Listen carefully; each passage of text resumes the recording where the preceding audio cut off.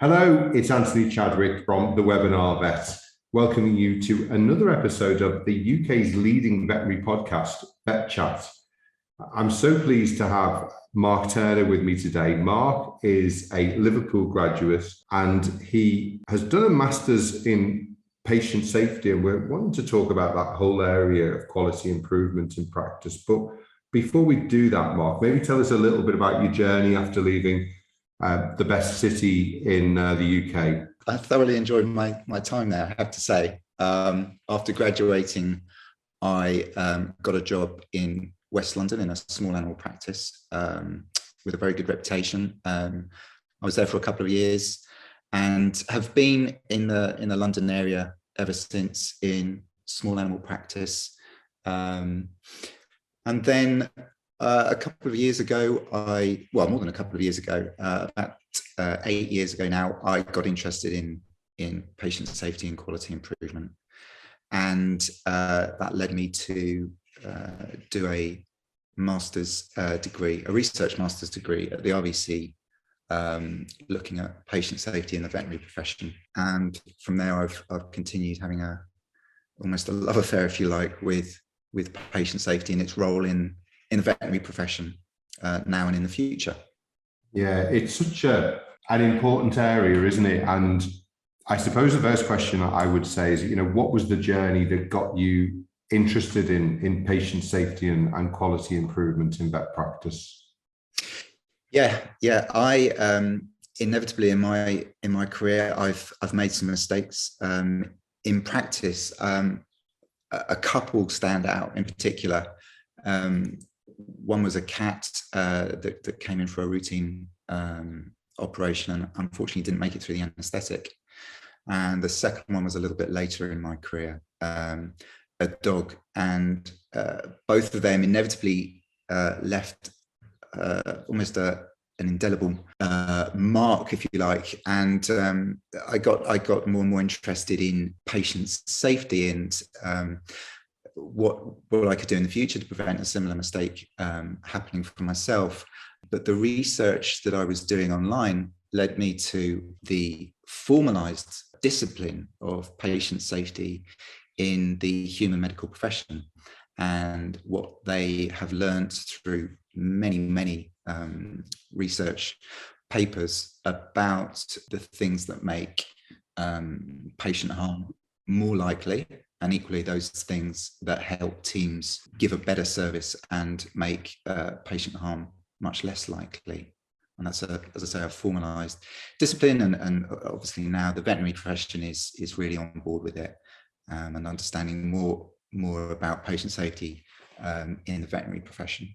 I know, I had the same experience as you, fairly newly qualified, going out to see a cow that had an abscess on its jaw, and put a scalpel blade into there, and it was draining beautifully. Decided I wanted to see if there was anything else going on, so put the scalpel blade in again, and obviously hit a major vessel, and the poor cow bled out. And of course, it's really devastating, I think, for a young graduate, probably for any veterinary surgeon, because our primary aim is not to do any harm. And there it was that I'd killed this cow.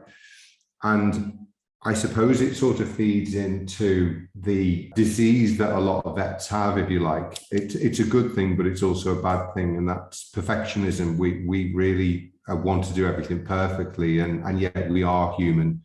We make mistakes.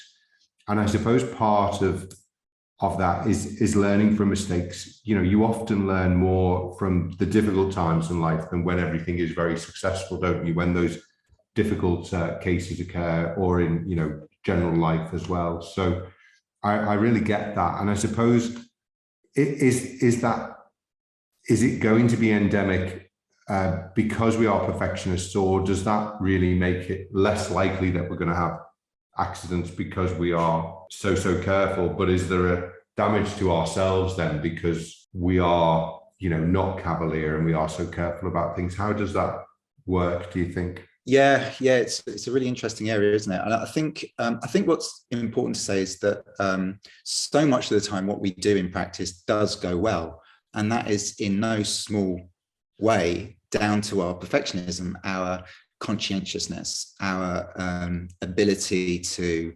multitask and work effectively in sometimes really high pressure environments. So I think it's important that we acknowledge, the positive side to perfectionism, along with our technical expertise and the training that we've done at university. All these things make us professionals, and I don't think we should shy away from all of those aspects of our professional selves.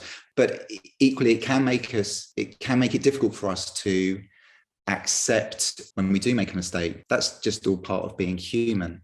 And even though we have all of this expertise, we have all of this knowledge, and we are very good, as I say, at doing our jobs out in the real world, there are inevitably going to be occasions where we make mistakes because of our cognitive limitations as human beings. And that's just the fact of life. And, as Homo sapiens, we're incredibly evolved. And of course, sometimes things go wrong. I'm thinking about a bitch spay where a ligature slips, and that may not be really a fault of the surgeon. It may just be, it's a very fat bitch. It's been very difficult to do the operation, very deep-chested dog or whatever. And I suppose the danger is then that we avoid doing things as well. So that, there is a kind of story going around that maybe newer graduates are less confident about trying things that perhaps 30 years ago vets would have had a go at.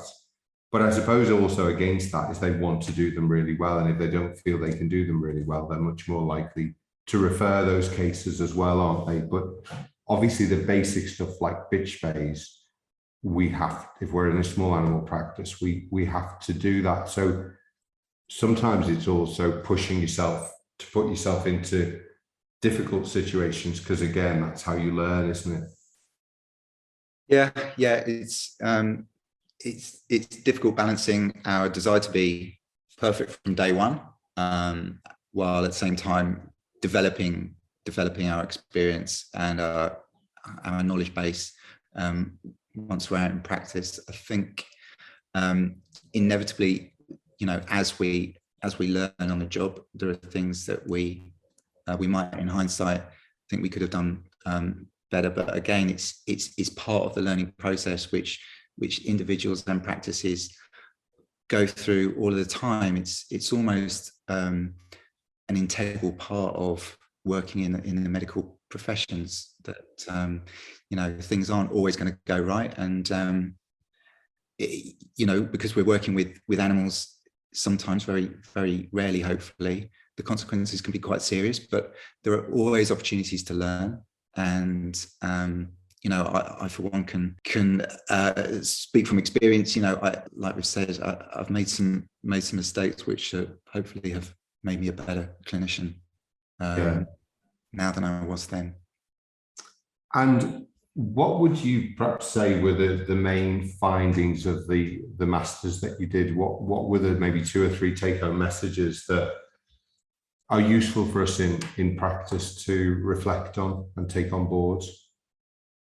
Yeah, so the research project was a questionnaire that we sent out to vets, nurses and practice managers to complete. It was quite a lengthy questionnaire, so we're really grateful for all of those people that did complete the whole thing. We got 335 complete responses, so we were quite happy with that. Yeah, we developed a list, or a summary, if you like, of the main findings. I think one of the things that stood out for me was our lack of understanding, in the best possible sense of the word, our lack of understanding of some of the principles of quality improvement and the principles of patient safety, that, as we've already touched on, that people simply make mistakes, and even the vets, even the best vets in practice, will occasionally make mistakes. So once you have a better understanding of that principle, from that point, it's a really good jumping off point to start investigating the events that happen in your practice, to understand the underlying causes of those accidents. So for every medical accident, there'll be a human error, but there'll be a series of events that led up to that human error, and those are the things that we focus on in significant event audits.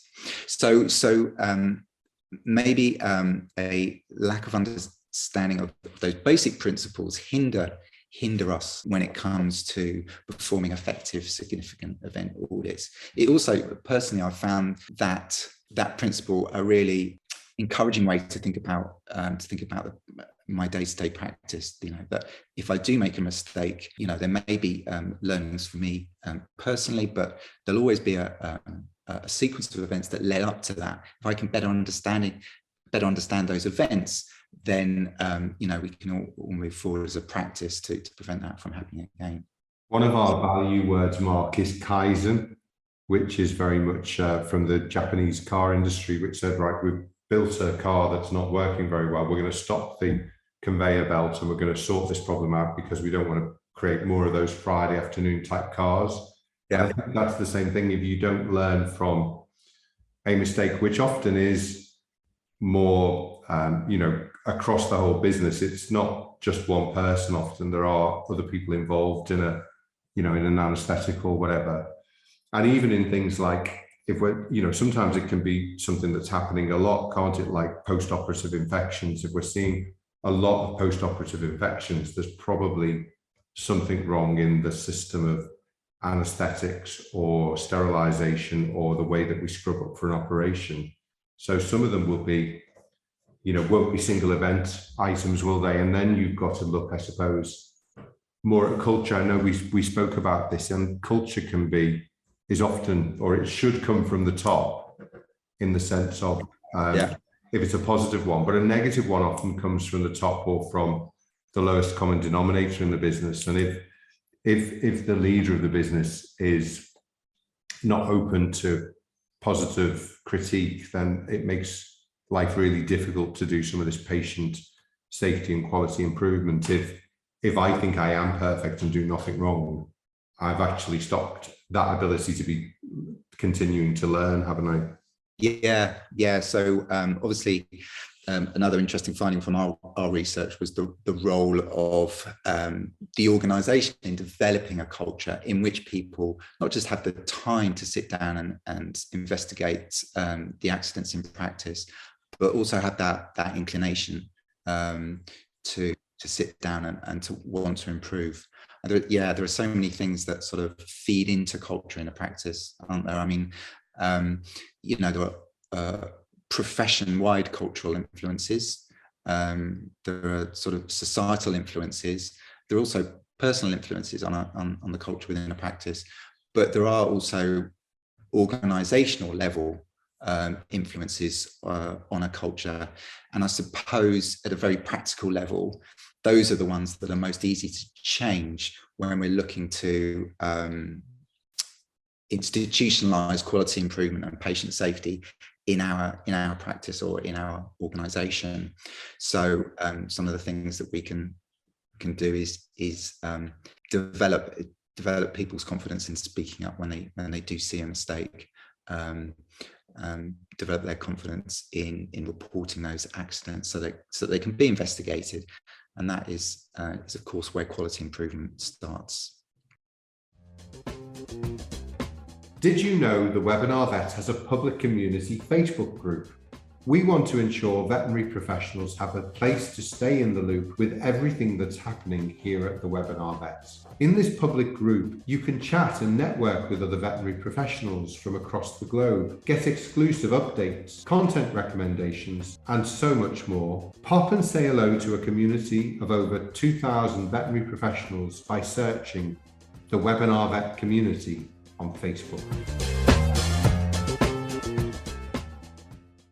I remember a story about South Korea Airlines were crashing planes very often, and it was because the junior pilots never felt that they could criticize the senior pilots, even if they saw he was doing something really wrong, so wrong that they were probably going to die, but they still couldn't question that authority. And I suspect the same thing happens with consultants in hospitals, and why you sometimes also get cover-ups, because not so much in the airline industry, but we obviously still see evidence in some of the reports that come out about particular trusts that just haven't seemed to do a good job in a particular area. And that might have gone on for years and years and decades. So we're all learning on this process. None of us, again, are perfect at quality improvement either, are we? No, that's right. And yeah, one of the events in the airline industry that really transformed their understanding of safety and the causes of accidents, the causes of plane crashes, was the and I forget which island in the Canary Islands, but 2 747s crashed into one another, and I think it was 580 people died. And they having listened to the black box flight recorders, they built up this picture during their investigation of crew members being scared to speak up to the captain of the Dutch airliner as he decided to set off down the runway to take off when he hadn't had explicit permission from the control tower to do that. It was also foggy, so you couldn't really see what was going on at the other end of the runway, and that's how the crash happened. So they started to understand that this inappropriate hierarchy in cockpits was actually the cause of a crash, which, you know, at first sight might have looked like it had been due to other causes. And that was another finding from our research, that not everywhere, but in some practices, there's the potential for hierarchies that are too steep. So, you know, veterinary nurses, patient care assistants see something go wrong, but don't feel comfortable speaking up to a vet when they see him making an obvious mistake. And we have to, I think, as vets, you know, I'm very much into a flat structure. Nobody's better than anybody else, that we can learn from, you know, the new graduate that's just come in with some new ideas. We have to be open to those. Obviously, we're not necessarily going to change the whole practice structure because a new graduate comes in, because, you know, for me with systemization, it's about there is a webinar vet way of doing things. And if we have 10 people all doing webinars in a slightly different way, that's when, you know, we'll have failures of webinars and so on. So somebody may come up with a better idea, but the way to do it is to bring it into the meeting and say, could we think about trying this? And then if there's 4 or 5 people who say, oh, what a great idea, you bring it into the business, don't you? So it becomes cultural. You know, there is a way of doing things in your practice or, you know, in any business, but it's been decided by the group rather than necessarily foisted on people from above. This is the way we're now going to do things. It can create resentment as well. And I suppose that's, again, another place where perhaps problems and mistakes can come in. Yeah, I mean, another really interesting field within patient safety is psychological safety. So a slightly confusing term perhaps, but psychological safety is basically can be defined as the sense that it's okay to say what you see, and that's irrespective of your role in the practice. Psychological safety is an incredible part of developing a culture within practices whereby safety for patients can be improved, because simply teams are more effective at delivering high quality care than individual clinicians, because individual clinicians, irrespective of their experience, expertise, are capable as human beings to make mistakes. The beauty of psychological safety within a team is that other members of the team, if they see that vet or nurse potentially making a mistake, they feel able to speak up and say, well, hang on a minute, you've just drawn up 2 mils of waste, yeah, instead of 0.2. Yeah. And it's a sort of again a massive cultural shift, but something hopefully that we're all already starting to understand a little bit better within the profession. The idea that not dismissing other people, not ignoring members of the team when they say something that's potentially significant or relevant to the animal that we're working on. And I think I witnessed that firsthand. I just had an eye operation about 2 months ago. I didn't stop it going slightly wrong and I got a corneal abrasion, but that's another story. But actually, the number of people who asked me exactly the same questions, and also hearing, right, we've got X amount drawn up, right, we've got X amount drawn up in the syringe. A lot of communication, which was very verbal communication, where, you know, there was a, right, are we operating on the right eye, you know, et cetera, because of course we hear of errors where people have, you know, kidneys taken out that they shouldn't, or all sorts of things. So it is, this comms is really important, that you can have that free communication, that you can chat through things as, you know, before things start, but obviously during as well. Yeah, and it's also about slowing down to speed up, isn't it? It's sort of stopping at the beginning of an operation before you know, although, you know, with a busy ops list, maybe your first instinct is just to crack on, induce the animal, but it's stopping, maybe just for 60 seconds, a couple of minutes, work through our checklist. So it's slowing down to speed up, because we're then much less likely, particularly on those busy days, to make a mistake, which would potentially then extend the time we have to stay at work. And it is also about, like you say, systems and instituting systems within the practice, again, which are going to lead to better quality services potentially. So the classic example being, you know, checklists, but it could be many other things as well. I know, obviously, you know, you've done the masters and still working in practice, but also have developed a real passion, obviously, for quality improvement and patient safety. Tell us a little bit about the website that you've developed, VetQIT, and perhaps how people can have a look at that and how they can get in contact with you if they need some advice on these areas. So is VetQIT now up and running? Can we go on and have a look at this website if we want to after the podcast? Yeah, so VetQIT is up and running.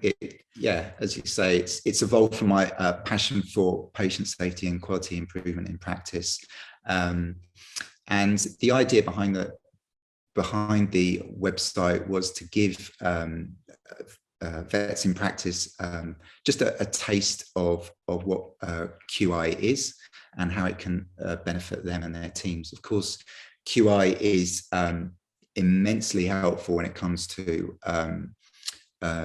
providing a really good standard of care in practice, but there's a lot of evidence now that QI tools and behaviours can drive up levels of engagement in practice as well, reduce rates of burnout amongst staff members.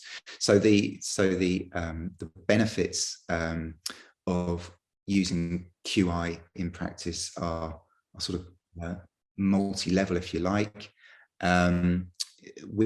We have developed a basic training course which introduces teams to the essential QI tools and behaviours that will help them institute some of the QI principles in their practice. QI can be a pretty scary area, I think, sometimes, and some of the words seem a bit dry and perhaps off-putting, and there seems to be a lot of work involved. And but actually, we can make really significant progress by using just some really particularly team-based behaviours.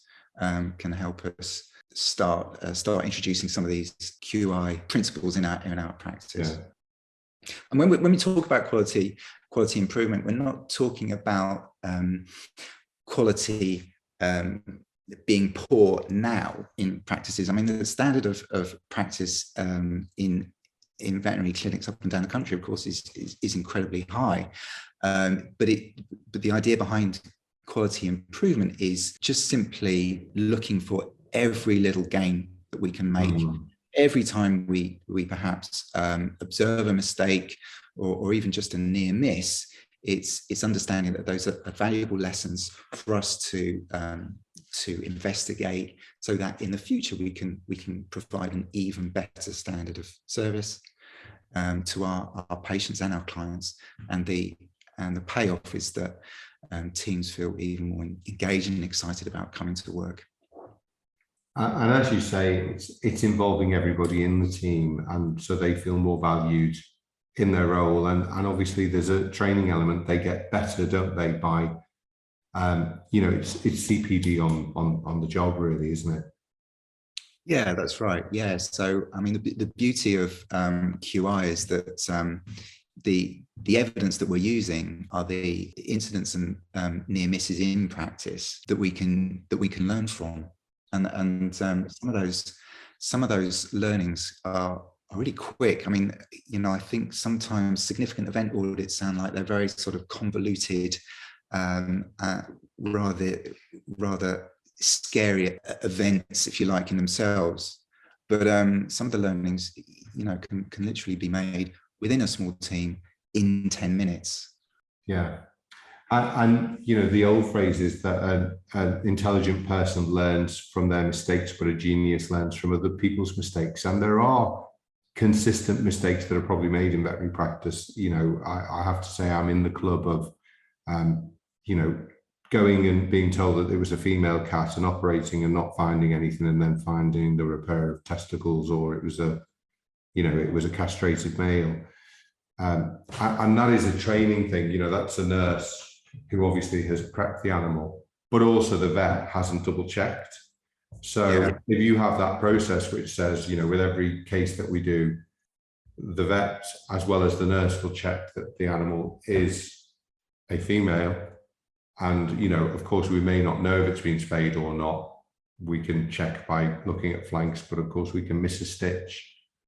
But at least we're not going to try and spay, an intact male cat, which obviously, is going to be difficult from the flank, isn't it? Yeah. And, I mean, I think some of these mistakes are particularly likely to happen on a busy day, inevitably. Exactly. That those are the days when, in a sense, accidents and near misses are more likely to happen. Mm-hmm. But to go slow to go fast is, a great comment that you made, because it really is important to be. It's all around mindfulness, isn't it? And to actually be in the moment, take time, make sure that you have a cup of coffee, because if you're operating for 5 hours solid and you don't even have time to urinate or have a cup of coffee, then clearly you're going to make mistakes when you get tired, probably more so than if you're very fresh. And I think, mindfulness is a real inevitably so relevant to so many parts of our lives, but it is genuinely relevant to this conversation as well. And being mindful and also compassionate for ourselves throughout the day and for others throughout the day, and understanding that none of us are perfect, and if we feel like we need to take just 2 minutes to knock back a glass of water, that is okay before we see our next client. And also being respectful that, if there are errors made, it's never right to shout and bawl at, another vet or a nurse, because again, I remember when we did the mindfulness course for the Royal College, the number of lovely testimonials I got from people who said things as simple as, I've stopped shouting at my nurses. I mean, that's so basic because it shouldn't happen. But the fact that, they were also a victim in it, they were very busy. They didn't feel like they were getting any breaks. Something terrible goes wrong. They realize that's going to add another hour to their day as they explain all of the aftermath of that to clients and so on. But actually that respectfulness to team members should just be a given. Nobody should get shouted at work, should they? Yeah, and that was another finding from our research, to be honest. Traditionally, there has been a bit of a blame culture in the profession, which obviously doesn't help anyone. Not only do we not learn from these accidents, because we believe that the proper outcome from this accident is just to blame and sanction somebody within the team who's made the obvious error. So we're not learning more about the systemic causes of that event, but we simply make work a bit more of a miserable place to be. Yeah. And then the third consequence of a blame culture is that it stops people from speaking up in the future when they know things are going wrong. Yeah. So you sort of institutionalize the opposite of a learning culture. Cover-ups. Yeah. Cover-ups and also not speaking up in the moment when if somebody had felt confident enough to speak up, then maybe that mistake might not have an impact on the patient, because they've seen you draw up the 2 mils of ACP and they've told you it should be 0.2. But in a culture where blame is a predominant factor, then they just simply don't speak up. Yeah. And then somebody may or may not end up giving the wrong pre-med to an animal. Yeah. So the consequences of a blame culture are sort of multifactorial as well. And that was a finding from our research, and probably a historical. It's got historical antecedents and profession-wide antecedents, but if we can reverse that, it's going to take time, but if we can reverse that, then the profession will inevitably become an even higher quality profession.